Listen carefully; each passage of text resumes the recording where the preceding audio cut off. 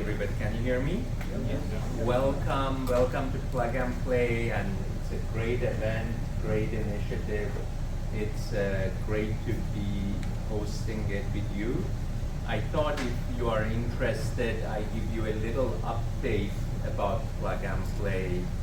In 2023, we accelerated 2,700 startups, 800 of them in this building, 800 of them in our 27 offices in Europe, Middle East, and Africa, and 800 of them in like Japan, Singapore, Malaysia, and Asia.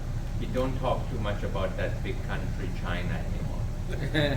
But also, out of the 2,700 startups, everything for the startup is free when they join one of our programs, may it be FinTech, InsurTech, or Sustainability.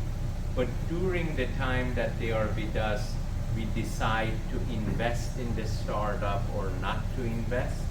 And last year, we did about 198 new investments from our seed and A round.